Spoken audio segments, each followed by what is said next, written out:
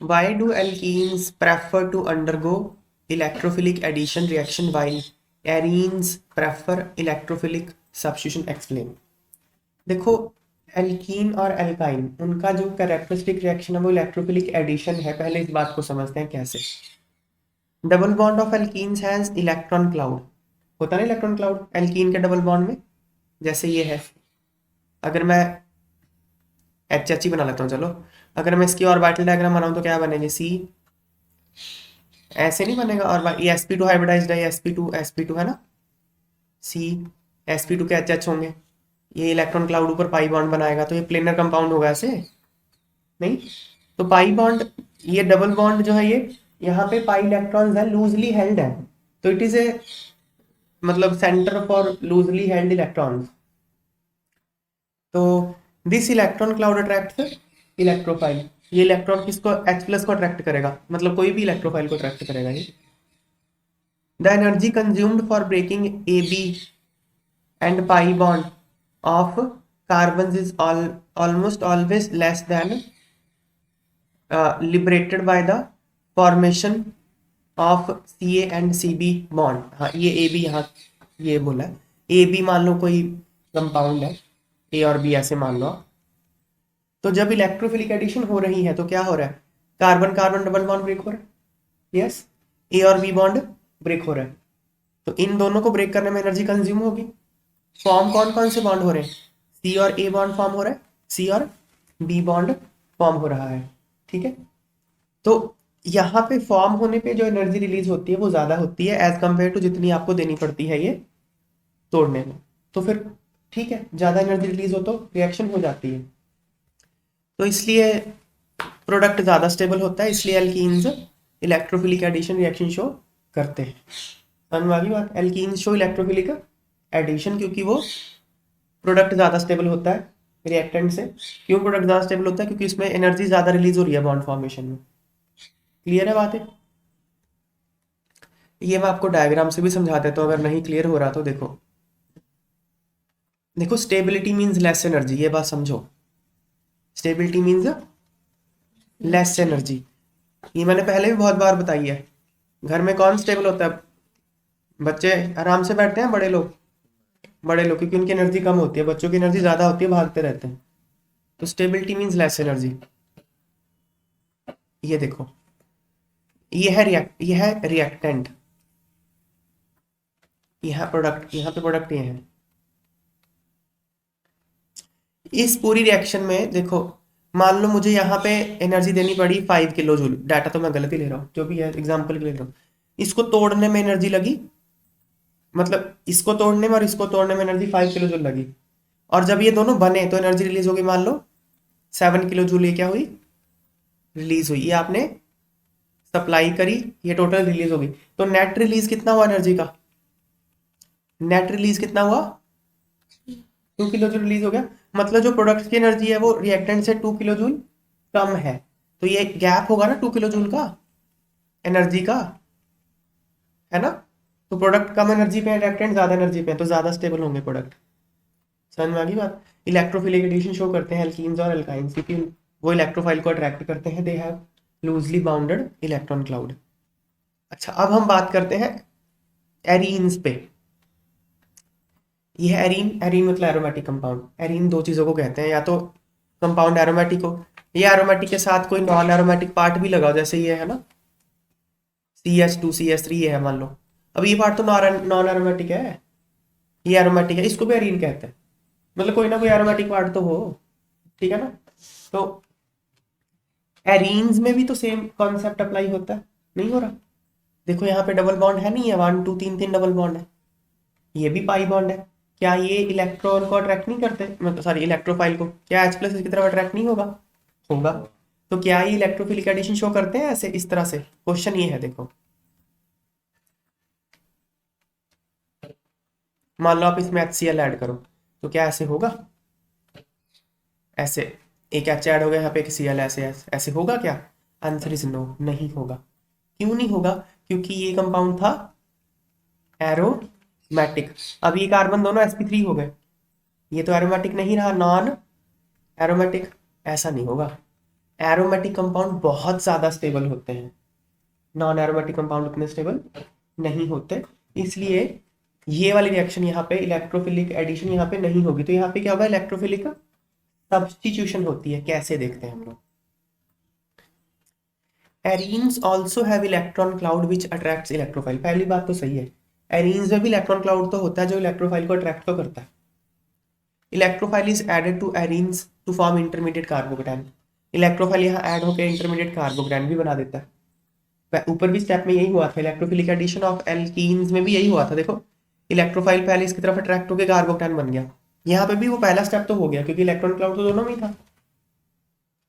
If this carbocation adds nucleophile, अब इस carbocation के पास दो ऑप्शन है, या तो न्यूक्लियोफाइल को ऐड कर ले और ये इस तरह का कंपाउंड बना दे, क्योंकि यहाँ पॉजिटिव चार्ज है, न्यूक्लियोफाइल ऐड करके ये बन गया। ये स्टेबल नहीं है क्योंकि ये एरोमेटिक नहीं है, तो ये कार्बोकेटायन इसलिए ये वाला पाथ प्रेफर नहीं करता। ठीक है ना, ऊपर तो इसने ऐड करवा लिया था बी माइनस को। ठीक है, instead the intermediate carbocation loses as H plus to restore aromatic. उसके अलावा ये करता क्या है, H प्लस को लूज कर देता। देखो यहाँ नीचे करके दिखा,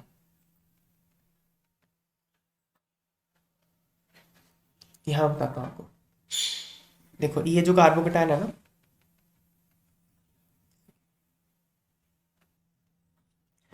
दूसरा ऑप्शन देखो क्या है, यहाँ H लगा हुआ है ना एक।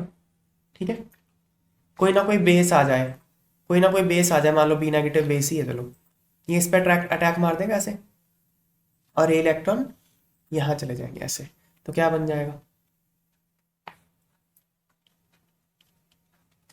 ये बन जाएगा। समझ में आई बात।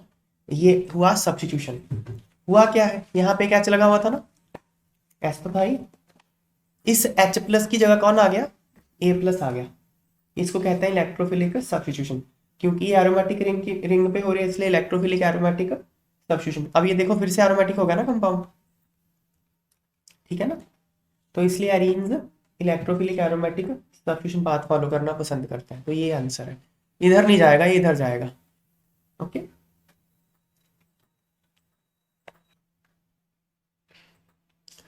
which what will be the product obtained as a result of following reaction and why।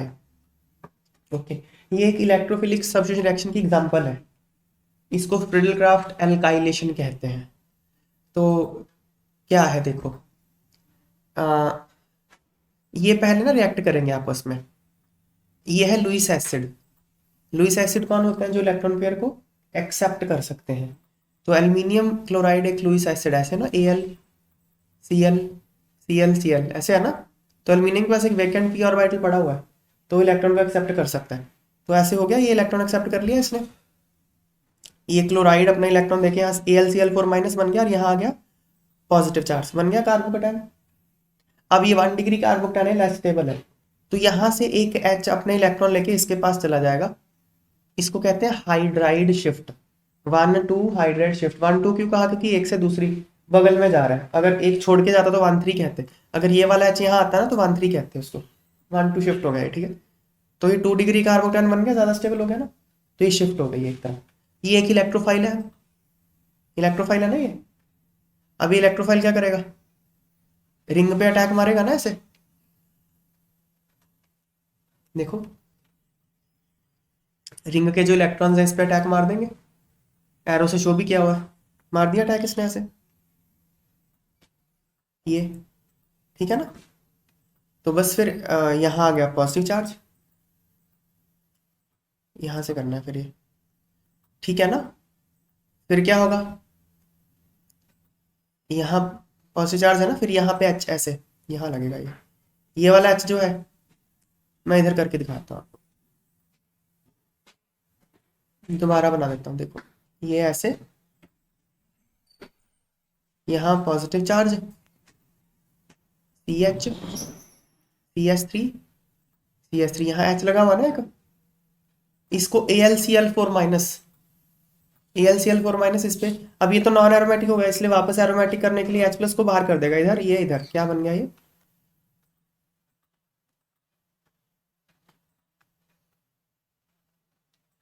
इसको ना क्यूमीन कहते हैं, आइसोप्रोपाइल बेंजीन, ये बन गया ना ऐसे। बस ये आंसर है आपका।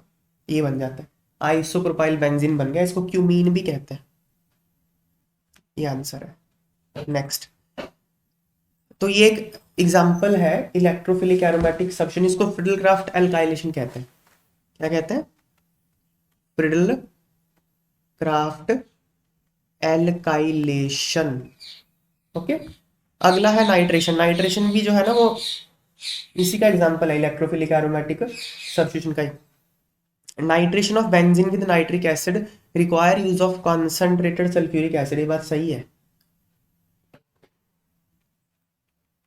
ये बेंजीन है, इसकी अगर आपको नाइट्रेशन करनी है तो आप पता कैसे करते हो? नाइट्रेटिंग मिक्सचर से HNO3 और H2SO4 के साथ करते हो। इसको कहते हैं नाइट्रेटिंग मिक्सचर। ये बात सही है, तो इससे नाइट्रेशन हो जाती है, यहाँ पे NO2 लग जाएगा मतलब। ठीक है, assertion is correct.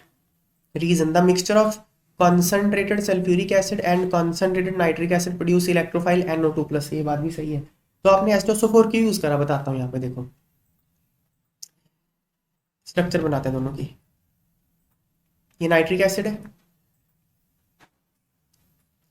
और ये H2SO4 है। ठीक है, H2SO4 ना स्ट्रॉन्गर एसिड होता है as compared to nitric acid. तो क्या होगा, ये अपना H प्लस लूज कर देगा, ये गेन कर लेगा ऐसे, ये इलेक्ट्रॉन इधर चले गए क्योंकि ये स्ट्रॉन्गर एसिड था। तो क्या बन गया,